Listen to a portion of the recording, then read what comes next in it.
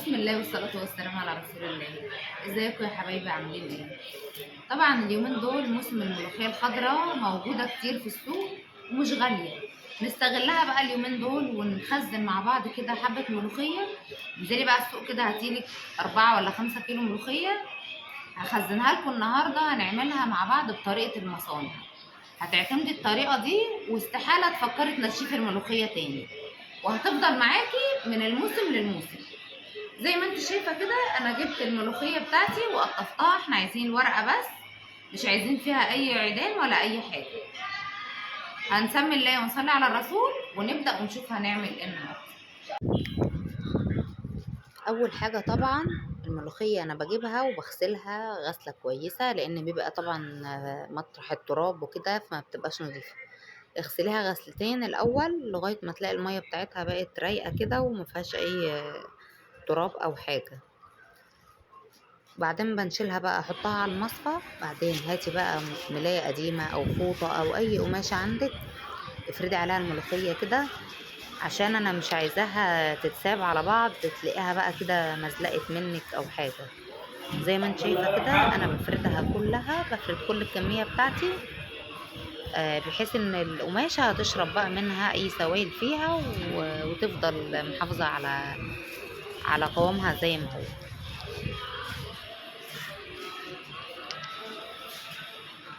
بعدين بقى نشوف هنجهز ايه على البوتاجاز. اول حاجه بجهزها عندي الميه المغليه، وهنا دي عندي ميه بارده انا مجهزه تلج. انا عايزاها ميه متلجه، لازم تكون ميه متلجه علشان نوقف تسويه الملوخيه. يبقى كده عندي الميه المتلجه ونزلنا فيها كمان اهو. يعني انا كنت ماليه الكوبايه دي متلجاها، والقالب كمان بتاع الفريزر مجمداهم هما الاتنين. الملوخيه طبعا اتغسلت وسايباها بتتصفى، يعني انا ما سبتهاش ان هي عشان ما تمزقش مني. حطي بقى كده في الميه المغليه معلقتين كبار من السكر، نحط كمان معاهم نص معلقه من بيكربونات الصوديوم، نص معلقه كربونات اللي هو بيكربونات الصوديوم. مجهزه عندي الميه المتلجه ومجهزه المصافي اللي هطلع من الميه على المصفى.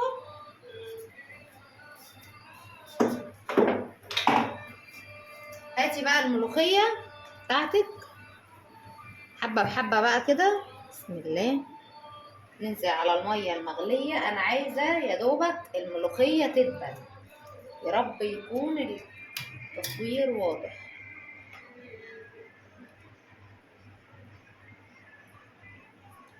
الملوخيه يا دوب تدبل، انا مش بسويها.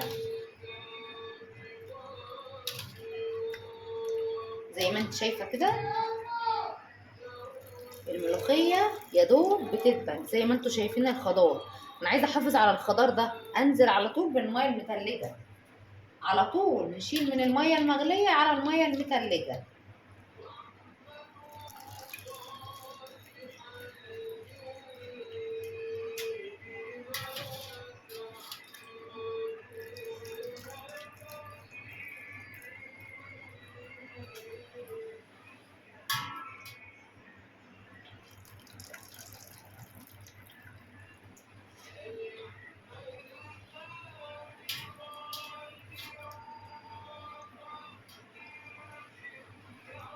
زي ما انت شايفه كده انا مش مكتره في الميه المغليه قوي، لان طبعا الميه دي يعتبر هتاخد حلاوه الملوخيه كلها، فانا على قد ما بقدر الميه المغليه ما بتبقاش كتير.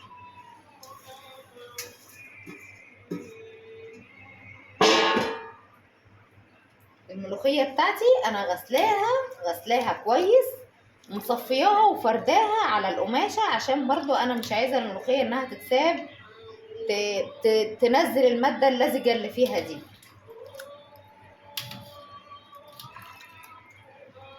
تدبل، طلعي الميه المغليه اوام على الميه المتلجه.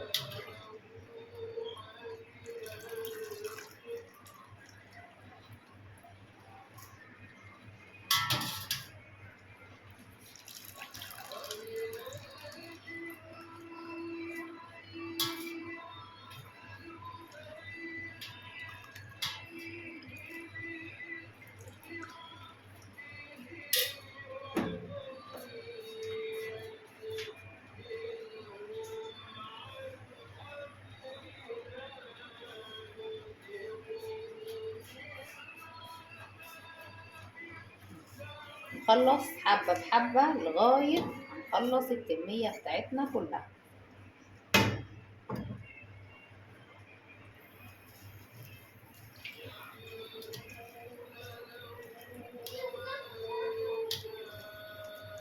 انا بصراحة يا بنات كنت الاول رافضة فكرة تخزين الملوخية الخضراء دي، لحد ما شفت مرة الطريقة فقلت ليه لا اجرب.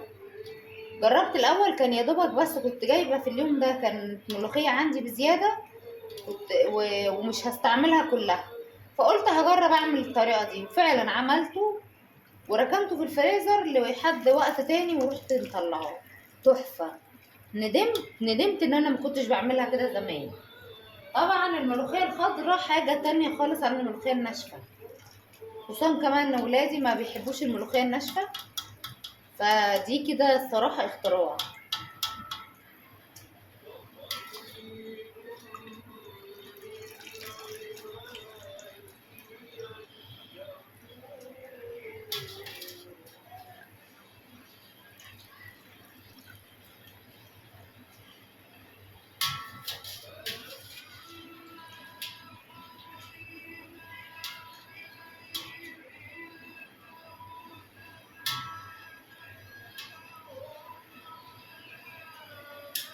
بنشيل بقى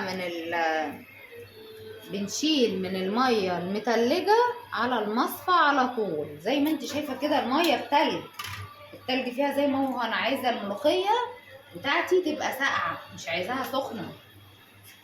طول ما المية بتاعتك ساقعة الملوخية هتفضل محافظة على الخضار بتاعها. زي ما انت شايفة اهو اللون زي ما هو اخضر. مجهزة بقى المصافي كده بقى اهو. بعد ما خلصت كل الكمية بتاعتي زي ما انت شايفة لونها زي ما هو لا فيها اي حاجة، وتصفت معايا.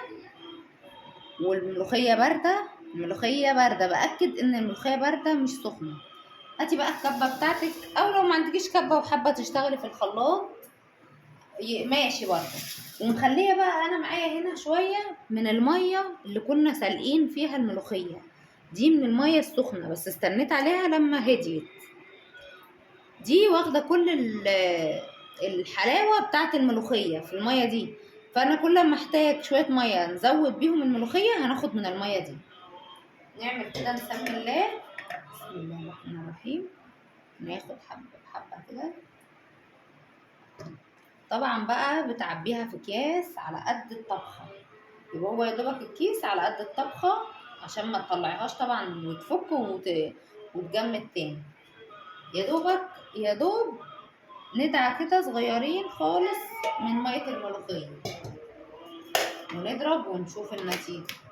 بسم الله.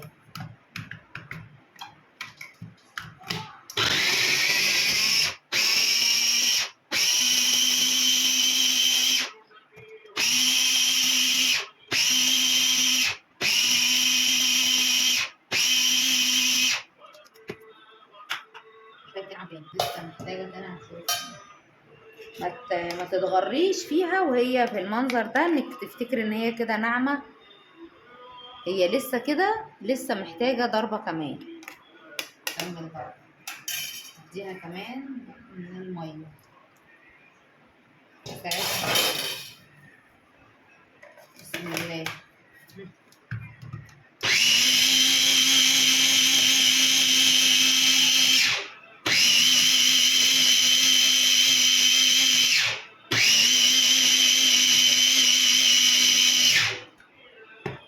حلوة قوي كده.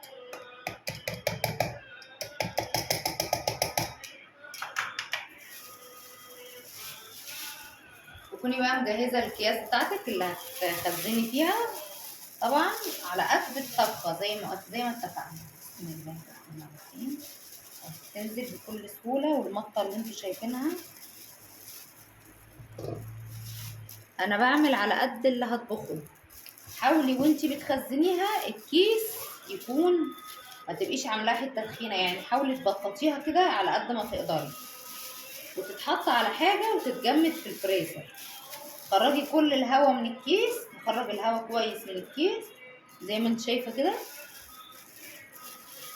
ويتحط على حاجه في الفريزر. هنخلص بقى كل الكميه بتاعتي ونرجع تاني.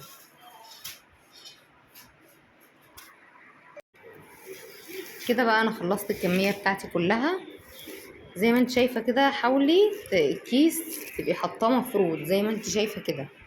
انا رصاهم كده اهم رصه فوق بعض، ان الكيس يبقى متبطط. تيجي تطلعيه من الفريزر طبعا بنحطه وهو زي ما هو متلج في الشوربه، ما تبقاش كلكعه بقى كده وتزهقك في انك تفكيها. ده كده برضو ممكن تعمليه بالطريقه دي. يعني مثلا لو الكيس كبير هتحددي كده، مثلا انا قسمت الكميه اهي، ان انا برضو لما اجي اطلعه ممكن اخد نص الكميه بتاع الكيس بس. وبرضو هنعملها بنفس الشكل اهي، بحيث برضو يبقوا النصين نصين اهم مفرودين زي ما هم.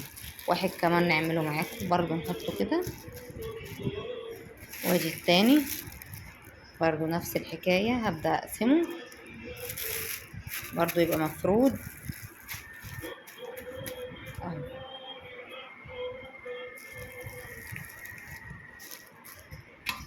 زي ما انت شايفة كده الكمية دي كمية محترمة. ما هي اي نعم خدت وقت معايا لانها كمية كبيرة، بس طبعا بقى يعني هتريحني طول السنة. يا دوبك بتطلعي الكيس وتحطيه في الشوربة وخلاص على كده. بس كده هشيله بقى في الفريزر وهعمل كيس معاكم اوريها لكم برضو وهي مطبوخة شكلها ايه.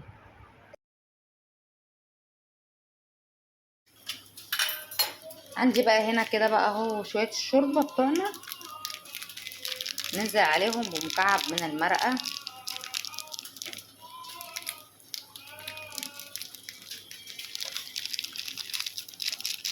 نستنى تغلي.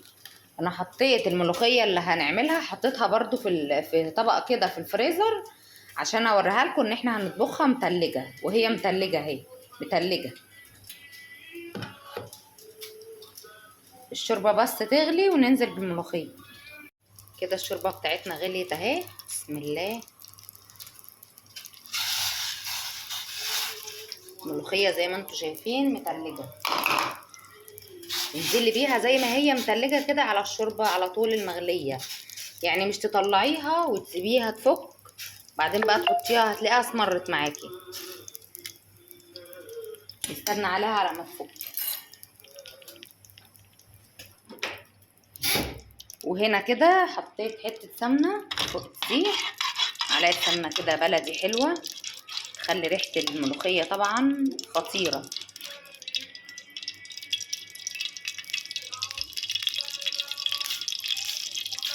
زي ما انت شايفه اللون اظن واضح.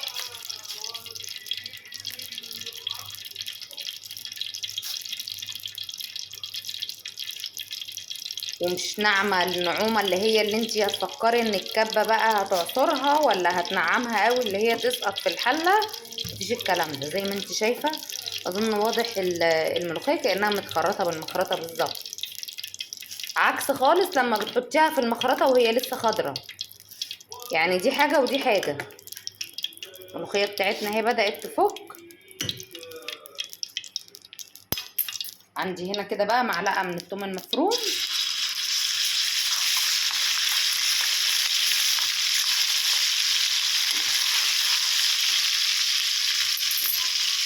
انزلي عليها كده معلقه صغيره من الكزبره الناشفه.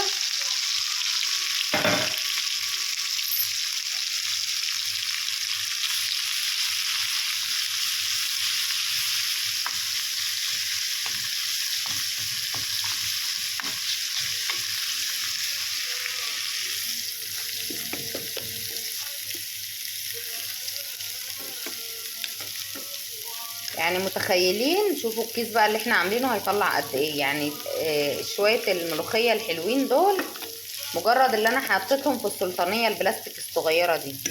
يعني انا كنت معايرهم في السلطانيه دي. السلطانيه دي مش كبيره، وما شاء الله شوفوا طلعوا لنا حبه قد ايه. طلعوا حبه محترمين. يعني ما شاء الله الكميه اللي عندنا دي هتقضينا طول السنه مرتاحين باذن الله.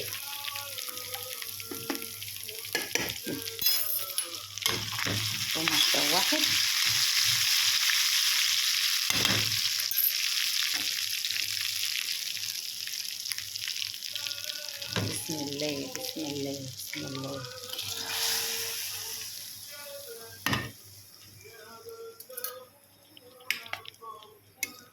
روعة روعة يا بنات، واضح اللون. وادوق كمان، بسم الله. فظيعة. شوفوا العرق بتاع الملوخية، شايفين العرق؟ كاميرا ظلمها والله. شوفوا عرق الملوخية، حاجة تحفة، حاجة كده قمر. اتمنى تجربوا الوصفة بتاعتي كده وجدعاني كده، يلا بخزين الملوخية. ولو عجبتك الطريقة بتاعتي ما تنسيش تدعميني بلايك. بحبكم في الله، والسلام عليكم ورحمة الله وبركاته.